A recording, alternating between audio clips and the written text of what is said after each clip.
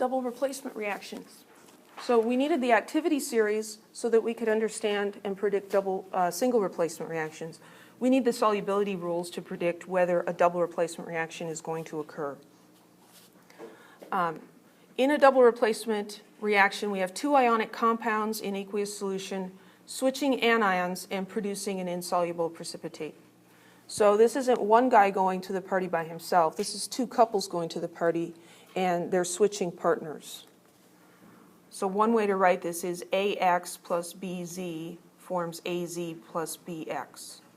The X and Z are switching places.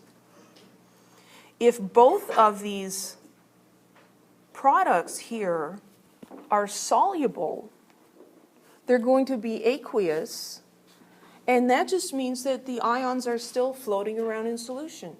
That's not really a chemical reaction. That's just two things mixing. It's a reaction when one of these is an insoluble compound. Well, actually, if we follow the pattern here, this is the insoluble compound. That means that they went and found a corner in the garage or on the back porch or something, and they're just gazing into each other's eyes and sharing communal thoughts and very close talking, right? They're just really, there's chemistry, okay? These two met at this party, and there were sparks, there was chemistry, and they went off, and they're not mingling anymore. If that doesn't happen, there's no reaction. There's just people at a party. There's just ions floating around. So the example here is silver nitrate and sodium carbonate, and when they swap partners, we get silver carbonate, which according to the rules of solubility is insoluble. So these guys went to the back porch. Sodium nitrate is soluble, and they just kept mingling and having fun at the party. So let's write a couple balanced equations. Aqueous zinc sulfate is added to a sodium carbonate solution. We're not telling you what the products are here. Zinc sulfate. We really need to know the ion formulas. So there's zinc 2+, because that's what zinc does. We memorize that, it's in the triangle. Sulfate is SO4 2-. And together those form the compound zinc sulfate. And we don't have to look this up in the table because we're told that it's aqueous. Is added to, and we got sodium carbonate. So sodium is +1. Carbonate is CO3 2-. You're probably getting an idea of why I made you learn all that nomenclature stuff, right? Because if you can't do nomenclature, this is going to be tough. So if you haven't mastered nomenclature yet, work on that, get that down, and then work on these equations. So this is going to be Na2CO3. And we're told that's a solution as well, so that's aqueous. Now, to predict what happens, we're going to look at how the partners could swap. So I'm going to put zinc and carbonate together and sodium and sulfate together. You can't put zinc and sodium together. Their charges are the same. They repel each other. Sulfate and carbonate are not going to be close to each other because they're both negative charges and they repel each other. You have to have a positive ion and a negative ion to make a compound. The other thing that's important is this polyatomic anion stays together. You can't separate the sulfur and the oxygen. It's glued together, covalently bonded together. So we're just taking the two ions, separating them, and then swapping partners. So I can put the sodium with the sulfate, and we can write our little notes underneath here. So sodium, pair up with sulfate. We'll see what happens. And zinc 2+ with carbonate. See what happens. We need the solubility rules. So I think I can bump back and look at those real quick. So sodium sulfate, alkali metal ions. Sodium compounds are soluble. So that one's soluble.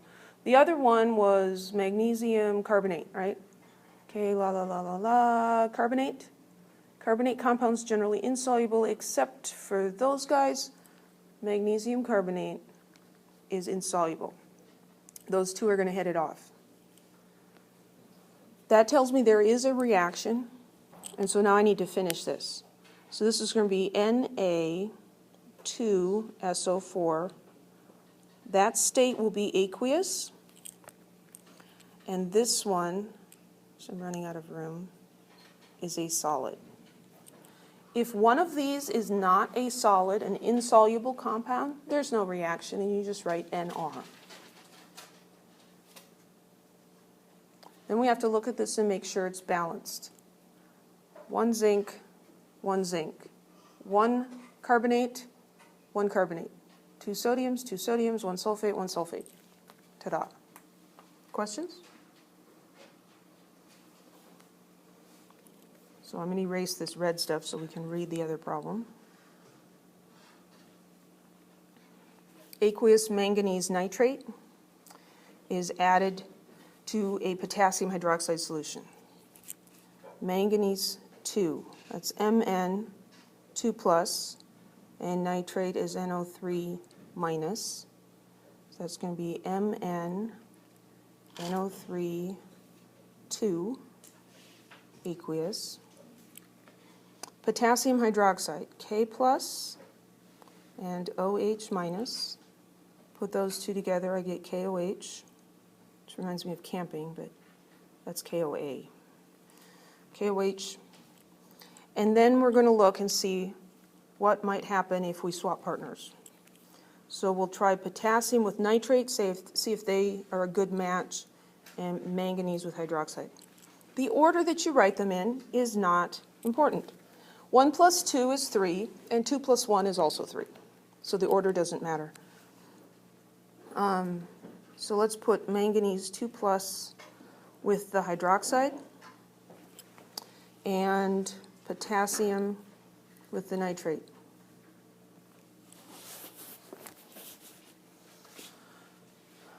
Let's go back to our table. Oops. Potassium compounds generally soluble. So potassium hydroxide is soluble. And then we're looking for manganese hydroxide, right? So we come here, hydroxide, generally insoluble. Calcium, strontium, barium, rule 1. Manganese hydroxide is insoluble. So we do have to finish this. So MnOH2, that's the solid. KNO3, this one will be aqueous.